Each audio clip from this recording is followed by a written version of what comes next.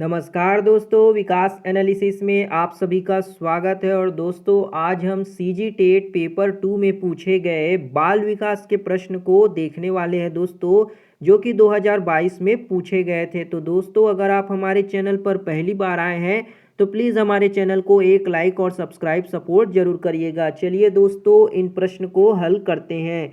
पहला प्रश्न है दोस्तों, निम्नलिखित में से कौन सा संज्ञानात्मक क्षेत्र से संबंधित नहीं है? पहला है ज्ञान, दूसरा है अनुप्रयोग, तीसरा मूल्य और चौथा ऑप्शन है समझ।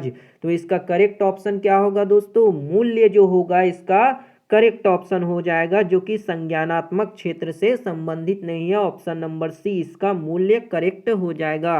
अगला प्रश्न है, सह पाठ्यक्रम गतिविधियां अधिकतर से संबंधित है। जो सह पाठ्यक्रम गतिविधियां होती है वो मैक्सिमम किससे संबंधित होती है? पहला है छात्रों का मानसिक विकास करना, दूसरा छात्रों का सर्वांगीण विकास करना। तो यही जो होगा दोस्तों, छात्रों का सर्वांगीण विकास करना। ऑप्शन नंबर 20 का करेक्ट हो जाएगा। अगला प्रश्न है दोस्तों, भावनात्मक और अनुभूति एक दूसरे के खाली स्थान होते हैं। भावनात्मक और जो अनुभूति होती है वो एक दूसरे के खाली स्थान होते हैं, हमको पूछा गया है। पहला ऑप्शन है पूरी तरह से अलग, दूसरा स्वतंत्र होते हैं, तीसरा आंतरिक रूप से जुड़े हुए होते हैं और चौथा से संबंधित नहीं होते। तो इसका करेक्ट ऑप्शन होगा दोस्तों, वो आंतरिक रूप से जुड़े हुए होते हैं। ऑप्शन नंबर सी इसका करेक्ट हो जाएगा। अगला प्रश्न है दोस्तों, एक छात्र को शैक्षिक क्षेत्र के तहत एक विषय में 100 में से 47 अंक मिले।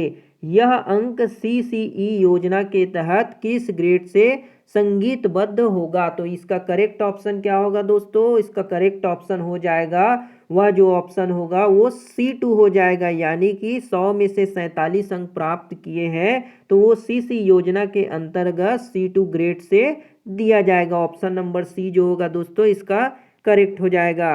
अगला प्रश्न है दोस्तों, सतत एवं व्यापक मूल्यांकन यानी कि सीसीई संदर्भित करता है। जो सीसीई होता है ये हमें क्या संदर्भित करता है? पहला ऑप्शन है छात्रों के विकास का दैनिक मूल्यांकन, दूसरा छात्रों के नियमित मूल्यांकन की एक प्रणाली जो छात्रों को विकास के सभी पहलुओं को शामिल करती है, तीसरा एक कक्षा में सभी छात्रों का नियमित मूल्यांकन और फोर्थ है सभी। यानी कि इसका करेक्ट ऑप्शन क्या होगा दोस्तों?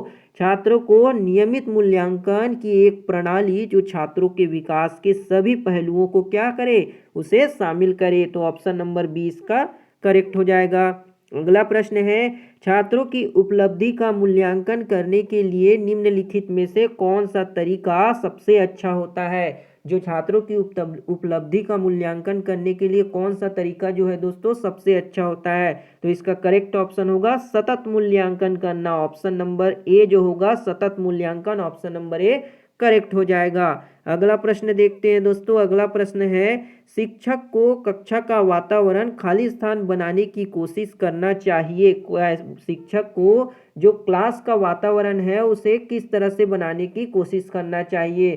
पहला ऑप्शन है सहायता देने वाला, दूसरा प्रजातांत्रिक, तीसरा है मित्रवत। तो इसका करेक्ट ऑप्शन होगा दोस्तों, इन सभी को फॉलो करना चाहिए। ऑप्शन नंबर डी करेक्ट हो जाएगा।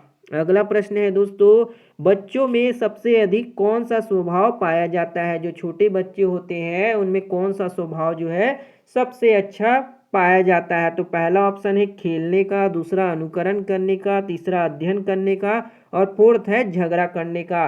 तो इसका करेक्ट ऑप्शन होगा दोस्तों, खेलने का सबसे अधिक जो है स्वभाव पाया जाता है। ऑप्शन नंबर 1 करेक्ट हो जाएगा।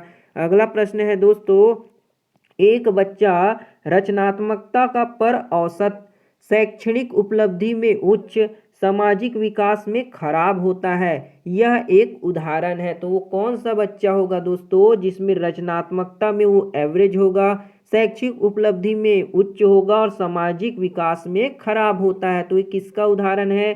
पहला है मापने योग्य व्यक्तिगत अंतर में, दूसरा व्यक्तिगत अंतर, तीसरा है इंट्रा व्यक्तिगत अंतर और फोर्थ है इंटर व्यक्तिगत अंतर। तो इसका करेक्ट ऑप्शन होगा दोस्तों इंट्रा व्यक्तिगत अंतर, यानी कि ऑप्शन नंबर सी इसका करेक्ट हो जाएगा। अगला प्रश्न है दोस्तों, समावेशी शिक्षा को सफल बनाने की दृष्टि से निम्नांकित में से कौन सा उपाय अपेक्षित नहीं है। जो समावेशी शिक्षा है दोस्तों, उसको सफल बनाने की दृष्टि से कौन सा उपाय जो है अपेक्षित नहीं है? पहला है विद्यालय में प्रशिक्षित शिक्षकों की उपलब्धता, ये तो नहीं होगा दोस्तों। दूसरा है विद्यालयों में अंधोसंरचनात्मक ढंग से उपलब्धता, तो ये भी हमारा गलत हो जाएगा। तीसरा है निःशक्त बच्चों के माता पिता को अपने बच्चों को विशेष विद्यालय में भेजने को कहना, तो यही जो होगा दोस्तों ऑप्शन नंबर सी इसका करेक्ट हो जाएगा। अगला प्रश्न देखते हैं दोस्तों।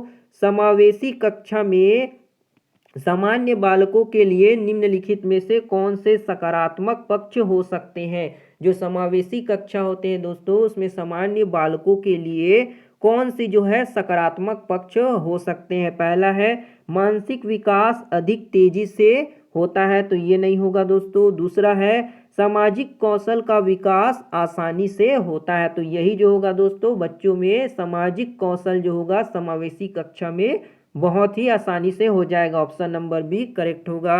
अगला प्रश्न है दोस्तों, विद्यालय स्तर की शिक्षा में बालिकाओं और सामाजिक रूप से पिछड़े वर्ग के लिए निःशुल्क और अनिवार्य शिक्षा की नीति को लागू किया गया। यह किस अभियान की प्रतिनिधित्व करता है? तो इसका करेक्ट ऑप्शन क्या होगा दोस्तों?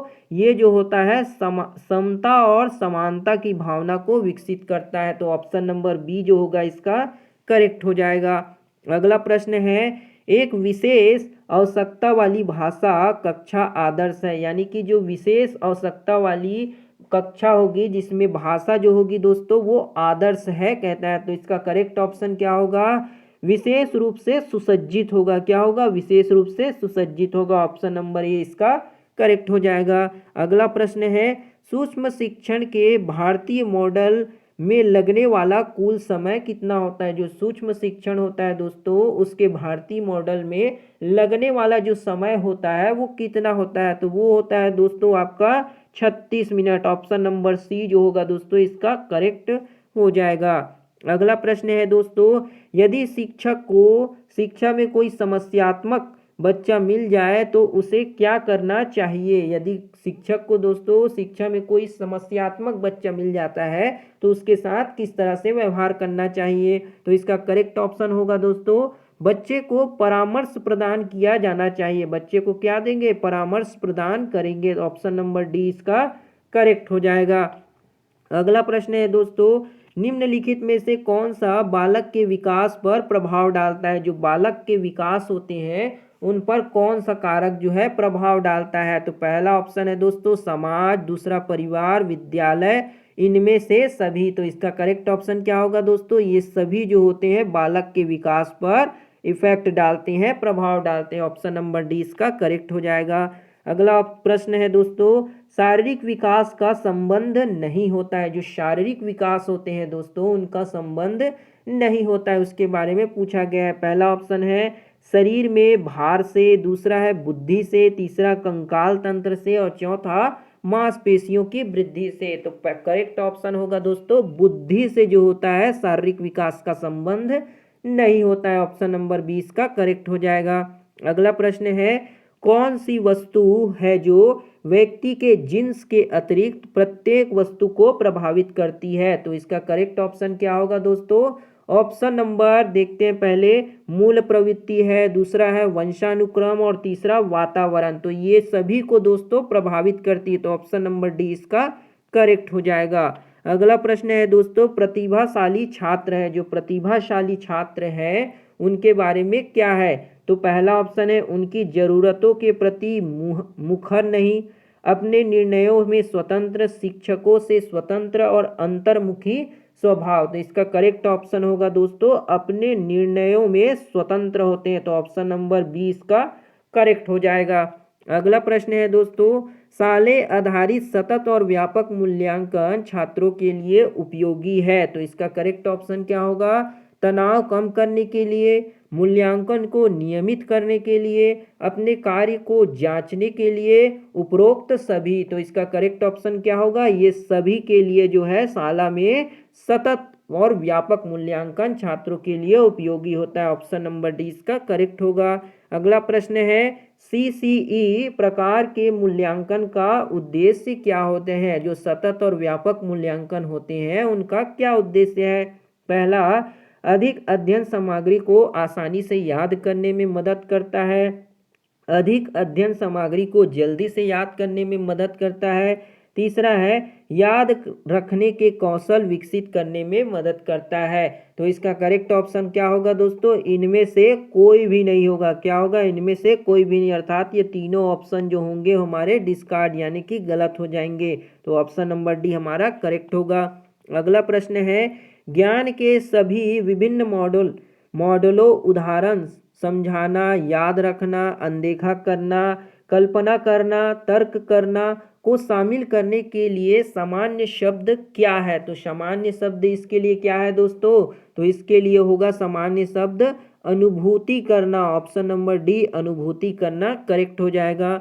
अगला प्रश्न है विशेष रूप से सीखने की कठिनाइयों, मानसिक स्वास्थ्य संबंधित मुद्दों, विशिष्ट अक्षमताओं, शारीरिक या फिर विकासात्मक हो सकती है वाले बच्चों की शिक्षा की विधि और अभ्यास का वर्णन करने के लिए आमतौर पर किस शब्द का जो है प्रयोग किया जाता है? तो इसका करेक्ट ऑप्शन क्या होगा दोस्तों? पहला ऑप्शन है एकीकृत शिक्षा का, नहीं एकीकृत शिक्षा हम नहीं करेंगे।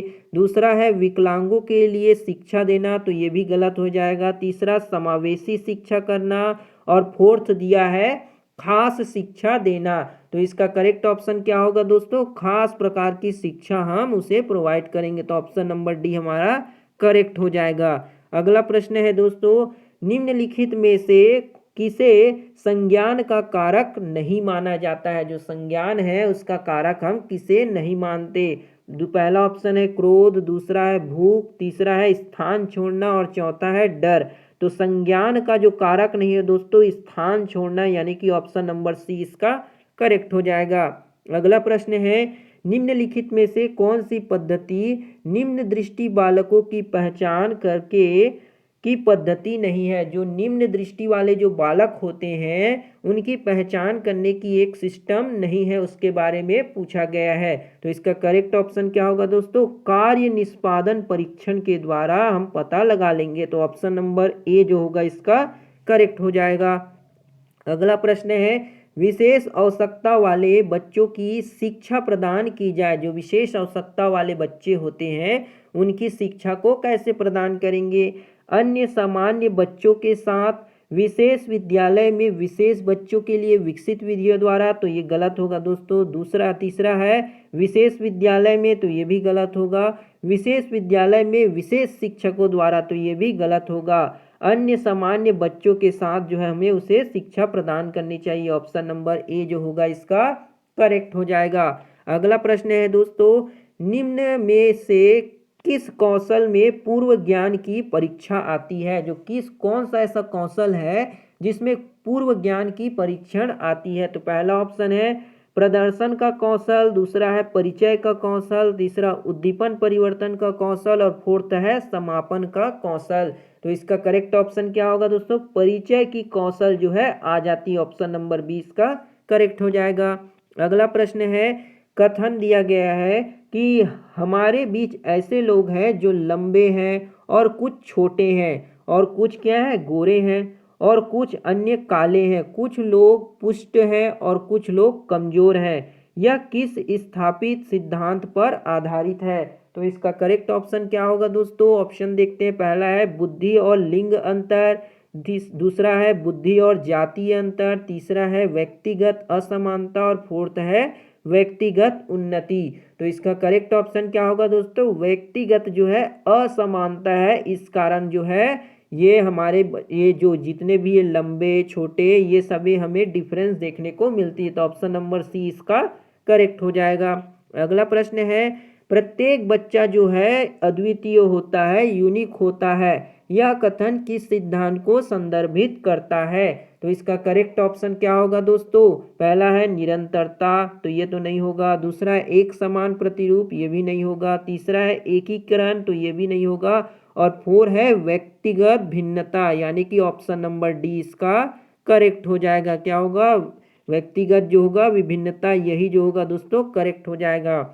अगला क्वेश्चन है, एक बच्चा SAW को WAS तथा न्यूक्लियर को अनक्लियर के अंतर को नहीं पहचान पाता, वह किससे पीड़ित है। एक बच्चा जो है दोस्तों SAW लिखा है उसको वॉस लिख देता है और अनक्लियर को क्या लिख देता है, न्यूक्लियर को क्या लिख देता है, अनक्लियर लिख देता है। तो ये अंतर क्यों हो रहा है, वह बच्चा जो है किस रोग से पीड़ित है। तो इसका करेक्ट ऑप्शन क्या होगा दोस्तों, वह शब्द जम्बलिंग नहीं कर पाता, यानी कि शब्द जम्बलिंग का विकार है। तो ऑप्शन नंबर बी जो होगा दोस्तों इसका करेक्ट ऑप्शन हो जाएगा। तो ये थी दोस्तों आपकी सीजी टेट पेपर 2 में पूछे गए दोस्तों बाल विकास के प्रश्न, जिसको दोस्तों हमने आपको समझाने की कोशिश की। उम्मीद है दोस्तों आपको ये वीडियो पसंद आया होगा। अगर वीडियो बढ़िया लगा हो दोस्तों तो एक लाइक और सब्सक्राइब सपोर्ट जरूर करिएगा। मिलते हैं दोस्तों अगली वीडियो में, तब तक के लिए जय हिंद, वंदे मातरम।